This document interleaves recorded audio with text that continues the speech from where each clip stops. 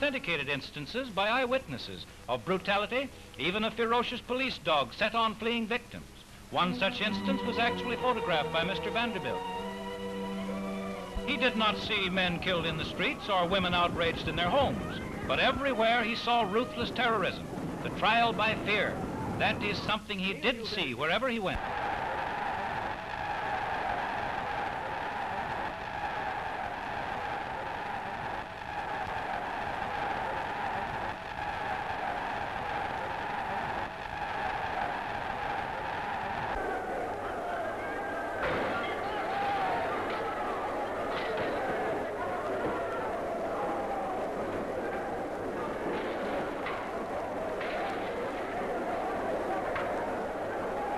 Neil, you've a fantastic goal is the Hitler hysteria aiming. One answer at least is obvious, and that is Hitler's own dictum that Germany must someday punish her enemies, that she must be prepared. Even the children in the streets play the game of war. Every evening for 2 hours, every boy over 12 in every school must drill in Nazi formation. Twice each week, every man under the age of 45 must drill for 2 hours. And twice each week, every woman must give 2 hours to learn hospital duties. The need for able-bodied men in Germany to be in perfect physical condition is emphasized constantly by the government. Germany has always been an admirer of physical prowess, and the German Tourenverein has been noted throughout the world. But never has it been so active as today, under the impetus of Hitler's mandate to build the German nation into the world's strongest and fittest race. Explained from the Rhine to the Baltic, as tens of thousands of books were cast into the flames around which Hitler's brown-shirted Nazis stood with fixed bayonets. The works of 280 authors, many of them world famous, went to the flames. No such act of barbaric vandalism had been recorded in modern history. As the leaping flames of the Nazi bonfires illumined the night, the crowd about danced and hurrahed in an ecstasy of mad emotion. The destruction was aimed primarily at the Jews, who had furnished some of the greatest names in the world's literature.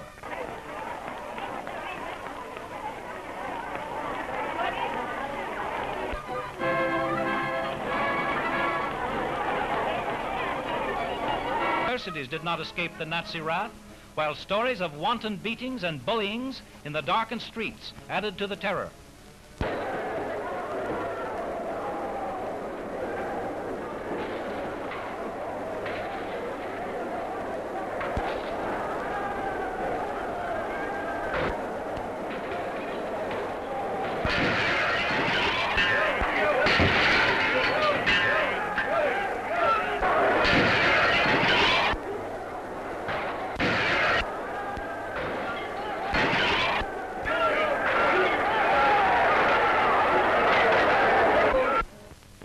Hitler burned also the works of dozens of authors who were not Jewish, including books by Helen Keller, the blind and deaf champion of humanity, who had contributed her German royalties to the support of the German wounded soldiers of the World War. Mr. Vanderbilt had an affecting interview with her after his return to this country. To arouse German feeling against France and all foreigners.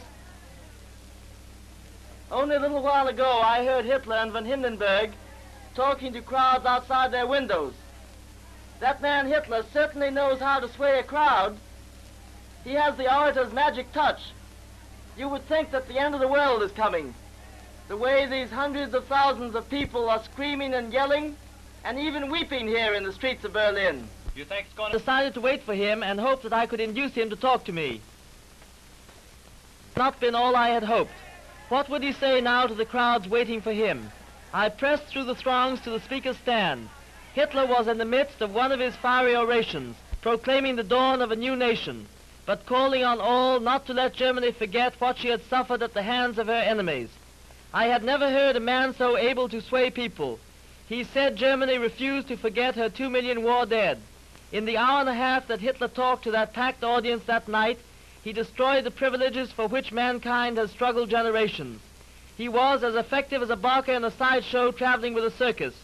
The German people had suffered so long that they were ready to accept the promises of anyone who held out some hope for the future. Wir lassen nicht von dir, nun säge unseren Kampf unsere Freiheit und damit unser deutsches Volk und Vaterland.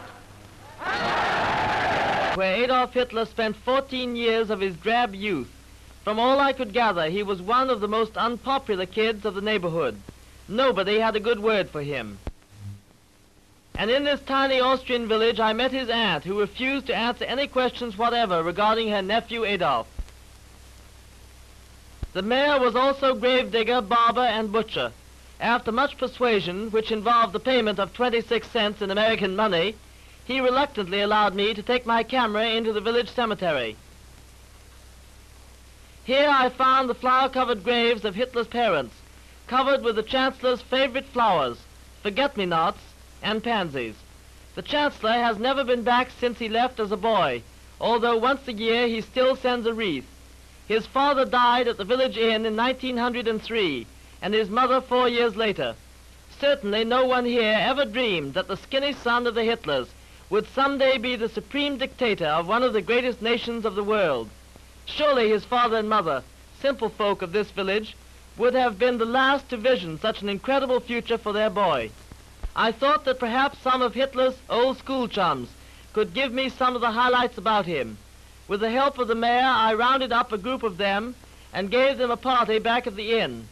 Before they were through singing and yodeling, they became confidential with me about young Adolf as they remembered him, although not one of them mentioned his name until I brought it up.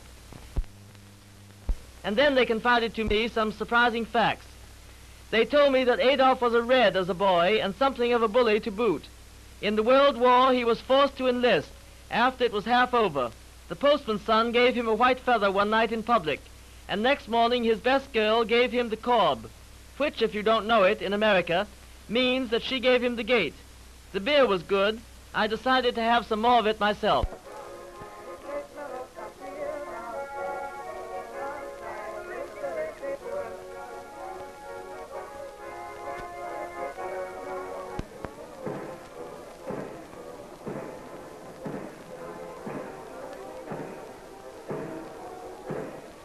I got there just in time to photograph the parade of the Austrian Heimwehr, which correspond to our National Guard, while from within the gates, from where the parade had started, I heard the voice of Chancellor Dollfuss proclaiming to the 45,000 marchers that Austria would not tolerate Hitler nor his Nazi party.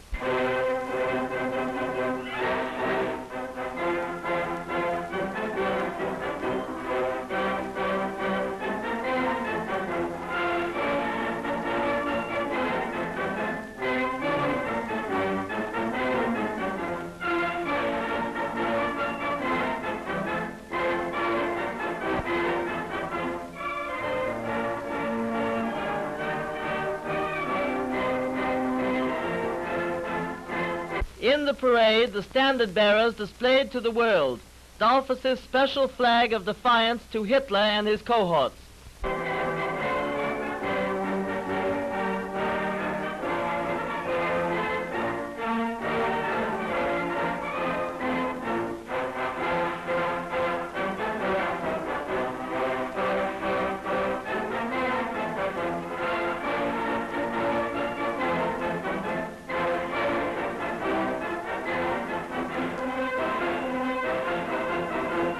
For 5 hours I watched the Austrian Heimwehr parading through the Vienna streets. Right in front of me, like a jack-in-the-box, bobbed the little 5-foot Dollfuss. You would never know to look at him that he is Chancellor of Austria. The smallest premier in the world in size, but there sure is energy in the little man. Personally, I was grateful that in all the surge of Hitler enthusiasm in Central Europe, there was somebody with courage enough to rise against this hysteria. One of Dollfuss's generals tried to stop me from taking this picture. I had my police credentials, and Chancellor Dollfuss had told me to go as far as I wanted with my sound camera. I think the little man was hopeful that I could show America some real pictures of what was going on and what he was up against. For hours, Dollfuss stood under the flag, reviewing the parade, and seemed to inspire the marchers.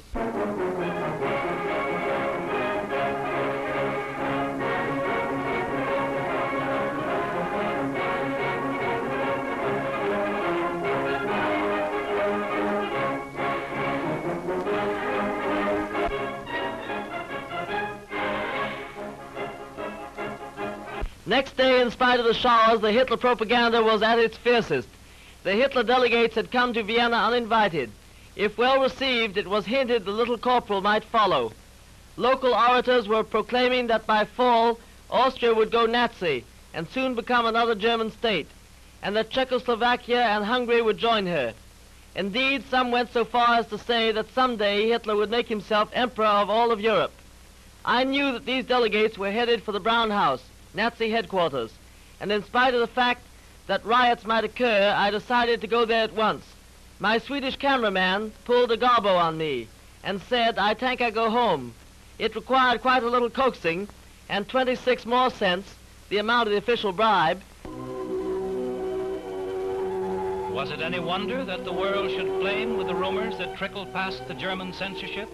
Was it any wonder that in America, the home of liberty, the champions of freedom should stage one of the most sensational public protests ever witnessed in the streets of New York? Your Germany, except in a wooden box. And what will be Hitler's answer? What is the real attitude of the new German dictator to the restoration of the Hohenzollerns to the German throne, if only to satisfy his own personal ambition? Wir lassen nicht von dir, nun säge unseren Kampf unsere Freiheit und damit unser deutsches Volk und Vaterland. And would they be the puppets which his imagination pictures? Is it Hitler's plan to continue to maintain Germany under his National Socialist rule?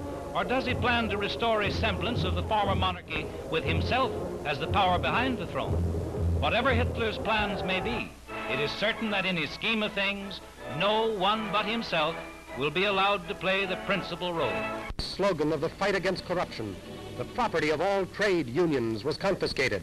All workers were forbidden to fight for higher wages. Such a fight, in Hitler's opinion, was only the expression of greed for money. In protest to this, the American Federation of Labor issued its historic boycott against German-made goods. The American Church in Germany was threatened with great danger of being crushed by the power of a state religion of paganism. Catholics in Germany were, and still are, being subjected to ruthless persecution.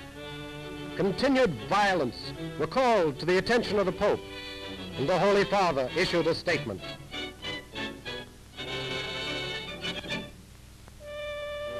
And the most amazing of all edicts was issued. Suddenly, Hitler ordered a revision of the Holy Bible. Here are a few outstanding examples.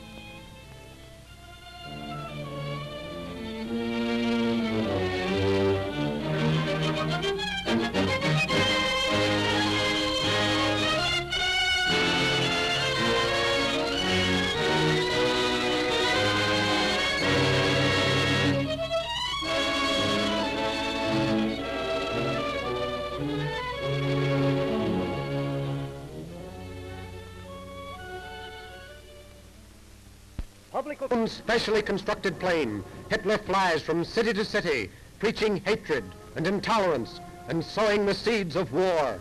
He and his crafty propagandists are in constant touch with conditions. Goebbels, reading a magazine regarding the Kaiser, reports the latest events in Dorn to Hitler.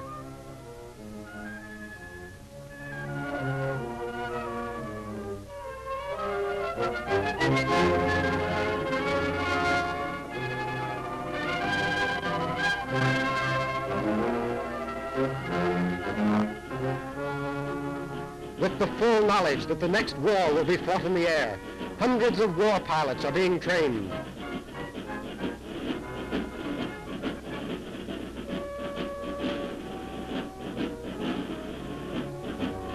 Under the guise of athletic training, the youth of Germany is being prepared for the next World War. Full-weight military packs are carried for hours, and medals awarded for ball throwing, with hand grenade warfare actually in mind. To thinking men, what is going on in Germany has only one value, and that is to teach them that liberty, for which men have fought and died, is worth preserving. Hitler continues to arm, while suppressing the rights of all whose ideas do not agree with his. Jews, Catholics, liberals, Protestants, and women who under his regime have been reduced to medieval slavery all stand aghast as the threat of war again appears.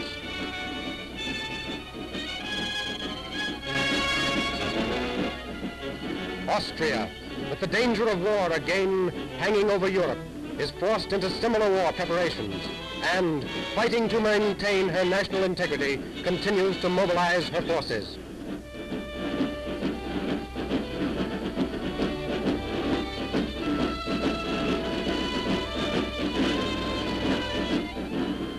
In Italy, troops are rushed to mountain fortifications, and Mussolini sends his warning to Germany.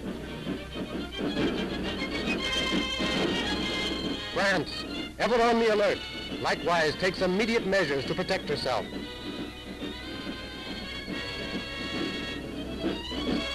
As the armies of the world again prepare, mankind prays that reason and justice shall prevail.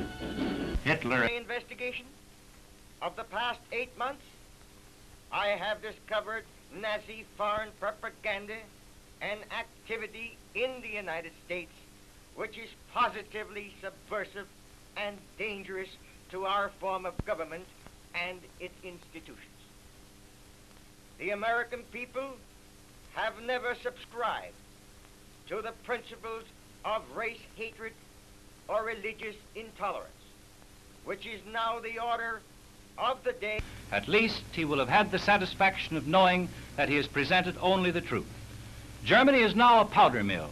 No man can tell what may emerge from its seething turmoil and how it may